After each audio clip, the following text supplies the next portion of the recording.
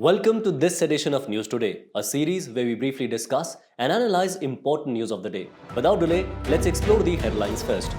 The right to adopt children is not a fundamental right within Article 21, says the Delhi High Court. Indian Space Research Organisation completed the human rating of its CE-20 cryogenic engine. The Cabinet approves an amendment in foreign direct investment policy on the space sector. Cabinet has approved the inclusion of additional activities in the National Livestock Mission.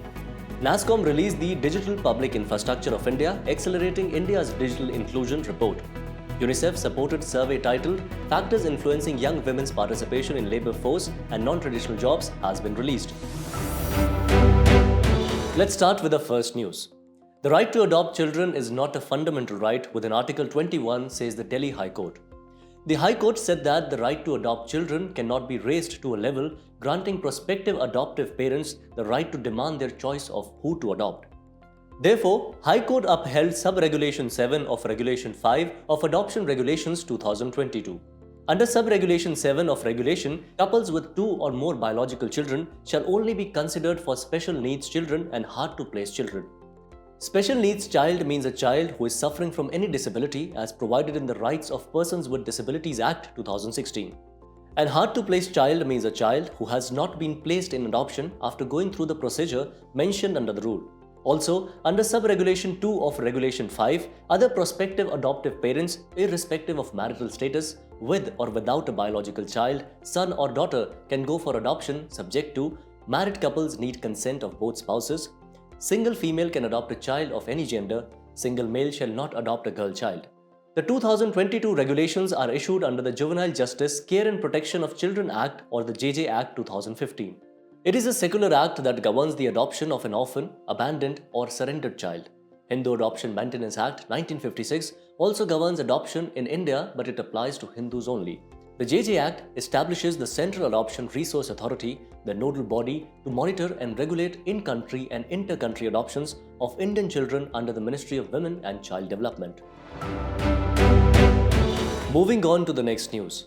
Indian Space Research Organisation completed the human rating of its CE-20 cryogenic engine. Human rating refers to rating a system that is capable of safely transporting humans. The final test was carried out at the High Altitude Test Facility at ISRO Propulsion Complex, Mahendragiri, to simulate the flight conditions. CE-20 cryogenic engine powers the cryogenic stage of the human-rated LVM-3 launch vehicle for Gaganyaan missions. It is a three-stage vehicle consisting of the solid stage, liquid stage and cryogenic stage.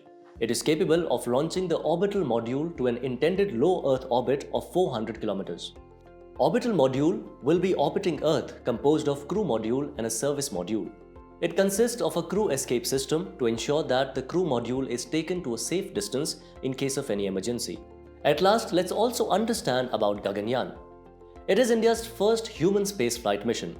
It aims to launch a crew of 3 members to low Earth orbit of 400 kilometers for 3 days. India will become the 4th country to send a crewed spacecraft to space after the USA, Russia and China. In other news, the Cabinet approves an amendment in foreign direct investment policy on the space sector. To date, FDI was permitted in the establishment and operation of satellites through the government approval route only. Under the amended FDI policy, 100% FDI is allowed in the space sector. Now the satellite subsector has been divided into 3 different activities with defined limits of FDI in each such sector. The limits are up to 74% under automatic route for satellites manufacturing and operation, satellite data products at ground segment and user segment. Beyond 74%, these activities are under the government route.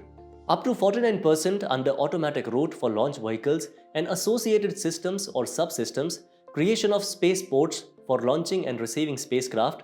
Beyond 49%, these activities are under the government route. Up to 100% under automatic route for manufacturing of components and systems or subsystems for satellites, ground segment and user segment. Further, the amendment is in line with the vision and strategy under the Indian Space Policy 2023. And here is why it is significant. It is expected to integrate Indian companies into global value chains, generate employment, enable modern technology absorption and make the sector self-reliant. It will also encourage Make in India and Atmanirbhar Bharat initiatives of the government. In other news, the Cabinet approves the inclusion of additional activities in the National Livestock Mission or NLM. Before we delve into the key changes, let us first learn about NLM. Supervised under the Ministry of Fisheries, Animal Husbandry and Dairying, it is both centrally sponsored and a central sector scheme. Here are its key objectives: entrepreneurship development in small ruminant, poultry, piggery sector and fodder sector. Another is to increase per animal productivity through breed improvement and to increase meat, egg, goat milk, wool and fodder production. It is layered and has three sub-missions on breed improvement of livestock and poultry, feed and fodder, innovation and extension, and is implemented all over India over 2021-22. Now let's look at the key changes approved by the Cabinet. In terms of additional coverage, eligible entrepreneurs will get capital subsidies and the state government will assist with the breed conservation of horses, donkeys, mules and camels. In terms of enhancing fodder supply, eligible entrepreneurs will get capital subsidy for seed processing infrastructure. State government will be assisted with fodder cultivation in the non-forest land, wasteland, rangeland, non-arable and more. It also simplified the livestock insurance program. Premium for the farmers has been reduced to 15% as against the current beneficiaries' share of 20%, 30%, 40% and 50%. The remaining premium will be shared by the centre and the state. Lastly, the number of animals to be insured has also been increased to 10 cattle units instead of 5 cattle units for cattle, sheep and goats. In another news, NASSCOM released the Digital Public Infrastructure of India, Accelerating India's Digital Inclusion report. DPI is a digital network that enables countries to deliver economic opportunities and social services safely and efficiently to all residents. India Stack is India's own foundational DPI consisting of 3 layers: digital identity products centered around Aadhaar, payments and data. Let us look at the key findings of the report.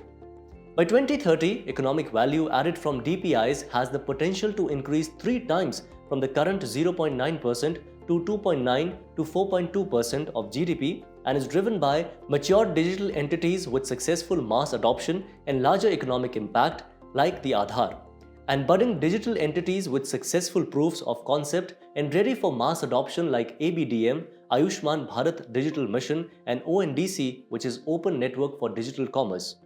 Presently, over 30 countries are either adopting or in early discussions to implement India's DPI. Here are some key challenges in DPI adoption: lack of interconnectedness among government ministries, lack of real-time data availability, limited language expansion for users to access in preferred languages, future partnerships beyond government services. There were also a few recommendations to achieve the 2030 DPI potential.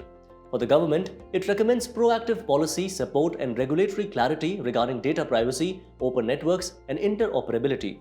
Also, to promote the usage of existing digital ecosystem and their benefits and usage through awareness camps.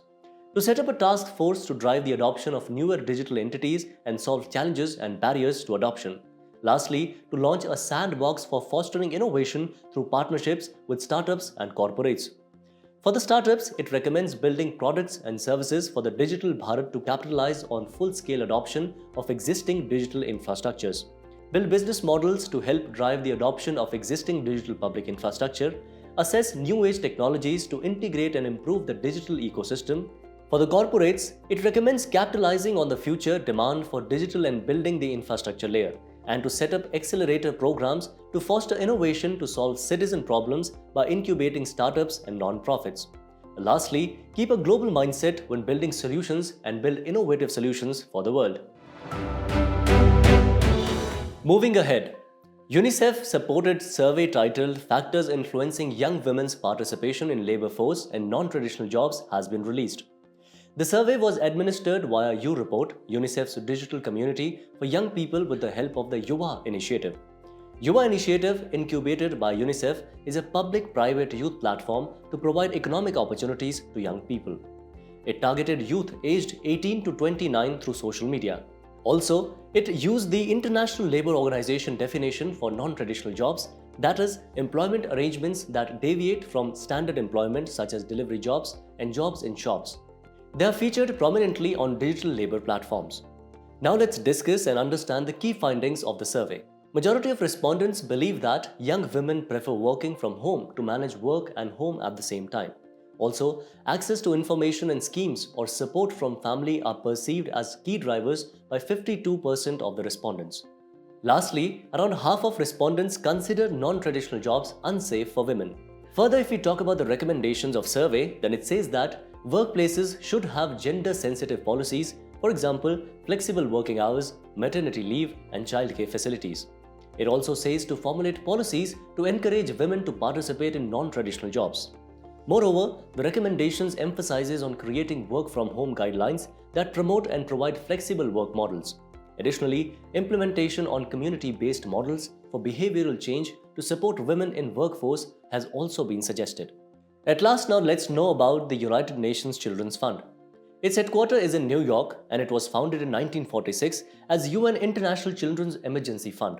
It became a permanent part of the United Nations in 1953 and its name was changed to United Nations Children's Fund. Its mandate is to work in over 190 countries and territories to protect the rights of every child. Key reports published by UNICEF are the state of the world's children and rights denied. The place in news for today is Greece with its capital Athens. It is in the news as India and Greece agree to expand cooperation in diverse areas. Talking about its political features, it is the southernmost country of Balkan Peninsula. Its surrounding seas are Aegean Sea in the east, Mediterranean Sea in the south, and Ionian Sea in west. It shares land borders with Albania, Bulgaria, Turkey, and the Republic of Macedonia.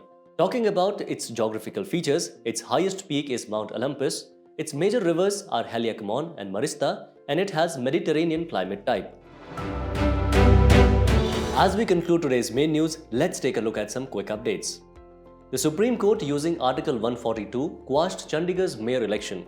Article 142 empowers Supreme Court to pass a decree or order for doing complete justice in any case or matter pending before it. Such decree or order is enforceable throughout India in such a manner as may be prescribed by any law made by Parliament or by President's order until such provision is made. The Financial Stability and Development Council or FSDC has asked financial sector regulators to take further measures to check the spread of unauthorized lending through online apps. FSDC was set up by the government as the apex level forum in 2010 and it is not a statutory body. Its chairman is the Union Finance Minister and its members include heads of financial sector regulators and finance secretary. Cabinet Committee on Economic Affairs approved fair and remunerative price or FRP of sugarcane payable by sugar factories for sugar season 2024-25. FRP is the price declared by the central government at which mills are bound to procure sugarcane from farmers. Sugarcane Control Order 1966, issued under the Essential Commodities Act 1955, gives powers to fix FRP. It is based on recommendations of the Commission for Agricultural Costs and Prices. The Ministry of Corporate Affairs issued a notification to enforce Section 33 of the Competition Amendment Act 2023. Section 33 empowers to impose a lesser penalty on any producer, seller, distributor, trader or service provider which is alleged to have violated the provision on anti-competitive agreements. NTPC's Environmental, Social and Governance score has ascended by 2 levels in the Carbon Disclosure Project or CDP Water Security Rating. CDP is not-for-profit charity that runs the global disclosure system for investors, companies, cities, states and regions to manage their environmental impacts. Recently, a significant rise has been witnessed in the cases of zombie deer disease in the USA. Zombie deer disease is also known as chronic wasting disease caused by misfolded proteins known as prions and affects species in the cervid family. It is a contagious neurological condition fatal to animals and there are no treatments or vaccines. Till now, no direct evidence of its human transmission has been found. The longest transportation tunnel of the country opened on the Udhampur-Srinagar-Baramulla rail link known as T50. The tunnel is 12.77 kilometers long. It falls between the Khadi and Sumbar section. Prime Minister extends greetings for Sammaka Saraka festival, also known as Medaram Jatra. This festival is a biennial tribal festival celebrated in Telangana by Koya tribe, which is the second largest tribal community of Telangana. It is the largest tribal fair in Asia and the second largest fair in India after the Kumbh Mela. Before we go, it's time to put your knowledge to test in today's segment of Test Your Learning.